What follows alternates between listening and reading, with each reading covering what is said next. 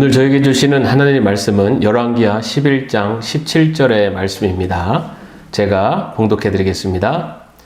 여호야다가 왕과 백성에게 여호와와 언약을 맺어 여호와의 백성이 되게 하고 왕과 백성 사이에도 언약을 세우게 하매.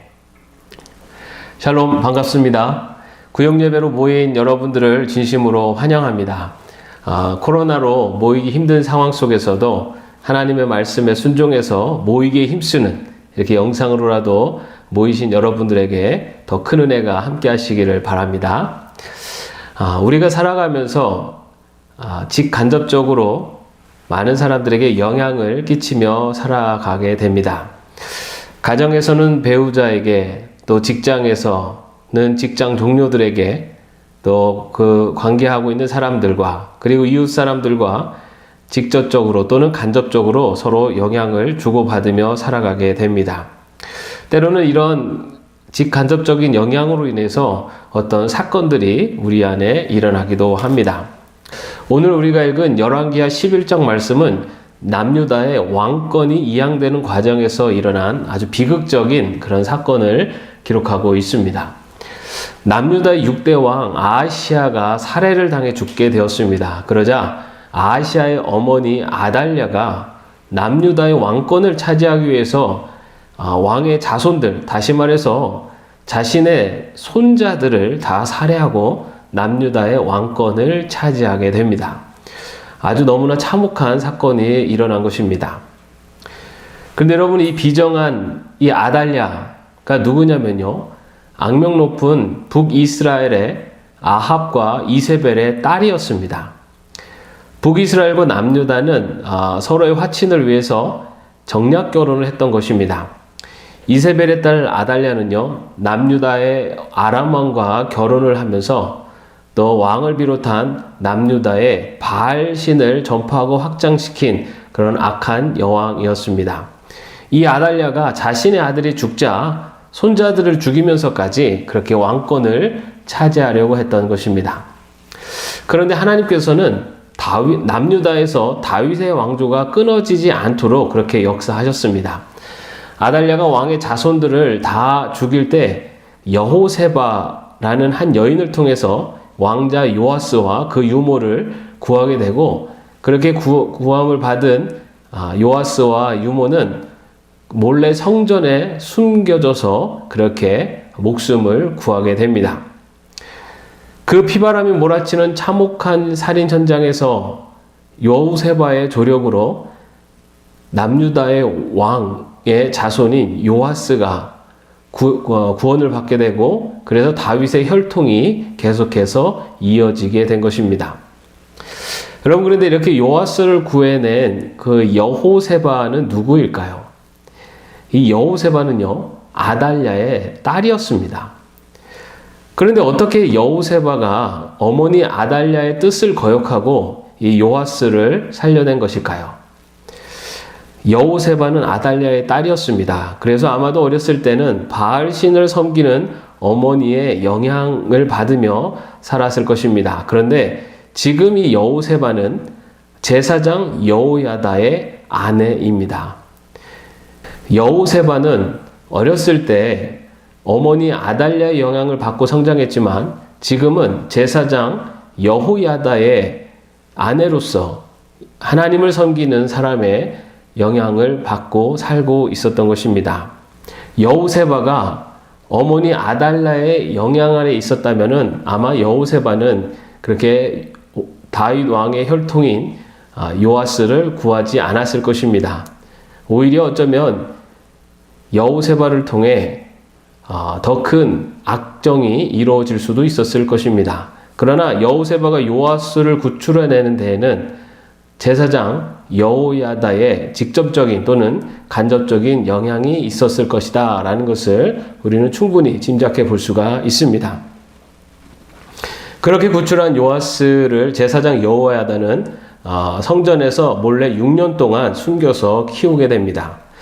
그렇게 요아스가 7살이 되던 해에 제사장 여호야다는 5명의 남유다 호위부대 백부장들을 성전으로 모이게 합니다. 그리고 그 남유다의 왕위를 이을 이 요아스를 그들에게 공개하게 됩니다. 그리고 아달랴 여왕을 몰아낼 계획을 세우고, 그리고 남유다의 왕위를 이을 요아스를 공개하게 됩니다. 그리고 그 요아스를 왕으로 세울 계획을 수립하게 됩니다. 먼저 2개의 호위 부대는요, 성전을 지키게 했고, 그리고 또 나머지 3개의 호위 부대는 그 궁전을 지키게 했습니다. 그리고 여호야다는 성전에서 요아스에게 기름을 부으며 요아스를 왕으로 세우게 됩니다. 그렇게 기름을 붓고 왕으로 세우자 거기에 모여있던 사람들이 남유다의 왕이다 라고 하며 환호하며 소리를 질렀습니다. 이 소식을 들은 아달랴가 급히 왕궁을 떠나서 성전에 이르게 됩니다. 그리고 그 장면을 목격하면서 아달랴는 반역이다 라고 외칩니다. 그러나 그 누구도 아달랴를 동조하지 않았습니다. 결국 왕궁으로 도망가던 아달랴는 호위병들에 의해서 죽게 되었습니다. 그렇게 극적으로 탈출하여 목숨을 건진 요아스가 다시 남유다의 왕이 되어서 다윗의 혈통을 이루어지는 그 사건이 오늘 우리가 읽은 본문의 말씀에 나오고 있습니다. 아달랴를 물리치고 다윗의 왕권을 회복한 제사장 여호야다는요, 이어서 여호와 하나님과 남유다 백성 사이에 언약을 세우게 되고, 그리고 그 남유다가 하나님을 중심으로 다시 올바로 세워질 수 있도록 요아스를 도와서 남유다의 통치를 하나님 중심의 통치로 이뤄갈 수도 있도록 영향을 끼치게 됩니다. 그래서 여호야다는요, 요아스의 통치 가운데 종교개혁을 이루게 하고, 또 그 종교개혁을 통해서 바알 신상을 부수고, 그리고 바알 신을 섬기는 제사장들을 다 몰아내는, 그래서 종교개혁을 통해 남유다를 하나님 중심의 나라로 다시 세우게 됩니다. 여호야다는 죽는 날까지 요아스 왕에게 영향을 끼치면서 남유다를 하나님 중심의 나라로 세워가는데 큰 영향을 끼치게 됩니다. 이 사건들은요, 하나님께서 다윗의 왕조를 지켜가시겠다고 하는 하나님의 약속이 역사 속에서 어떻게 이루어지는가라는 것을 보여주기도 합니다.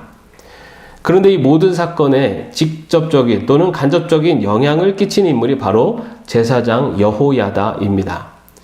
여호야다는 왕의 자손을 멸절하는 이 아달랴의 살인 현장에서 요아스를 구해낸 여호세바에게 영향을 끼쳤습니다. 또 여호야다는 다윗의 후손인 요아스가 왕권을 재탈하기 위한 치밀한 계획을 세우고 준비를 했습니다. 그리고 여호야다는 왕권을 회복한 요아스가 하나님 중심의 나라를 세워갈 수 있도록 그 기초를 마련하고, 또 요아스를 도와서 종교개혁을 이루며 남유다를 바로 세워나가는데 큰 영향을 끼치게 됩니다. 여호야다는 자신의 주위에 있는 사람들에게 직접적인 또는 간접적인 영향력을 끼침으로써 다윗의 왕권을 지켜갈 수 있었고, 그리고 남유다가 하나님 중심의 국가로 세워지게 했던 것입니다. 하나님께서는 여호야다라고 하는 한 사람의 그런 영향을 통해서 하나님의 약속을 이뤄가시고 한 나라를 바로 세워간 것을 볼 수가 있습니다. 지금 이 땅을 살아가는 우리들도 다른 사람들에게 직간접적인 영향을 끼치며 살아가고 있습니다. 가정에서 또는 직장에서 또는 교회에서 아니면 이웃과의 관계에서 우리는 영향을 끼치며 살아가고 있는 것입니다. 여러분, 그렇다면 나는 과연 사람들에게 어떤 영향을 끼치며 살아가고 있습니까? 여러분은 하나님의 뜻을 이뤄가는 그 선한 영향을 끼치며 살아가고 있습니까? 그런데 우리 하나님의 백성으로 살아가는 우리가 꼭 기억해야 할 것은, 하나님께서는 우리를 통해서, 바로 우리의 영향을 통해서 하나님의 일을 이루어 가신다는 사실입니다. 다시 말해, 내가 가정에서 또는 직장에서, 교회에서 또는 이웃과의 관계에서 끼치는 우리의 선한 영향력을 통해서 하나님의 일을 이루어 가십니다. 여러분의 가정과 또 직장 또 이웃 관계 속에서, 여러분이 속한 어떤 공동체에서라도 하나님의 백성으로 그리스도인으로서 선한 영향력을 끼치는 바로 그 영향력이 세상 가운데 하나님의 뜻을 이루어 가시는 하나님의 역사에 참여하는 방법입니다. 여러분의 삶의 자리에서 그리스도인으로서 선한 영향력을 끼침으로써 하나님이 기뻐하시는, 그리고 하나님의 놀라운 역사를 이뤄갈 수 있는 저와 여러분의 삶이 되기를 주님의 이름으로 축원합니다. 기도하겠습니다. 하나님, 우리들의 삶의 자리에서 선한 영향력을 끼치는 하나님의 백성으로 살아가게 하여 주옵소서. 그리하여서 우리들의 이러한 영향력이 하나님의 뜻을 이루고 하나님의 나라가 확장되어지는데 사용될 수 있도록 인도하여 주옵소서. 예수 그리스도의 이름으로 기도합니다. 아멘.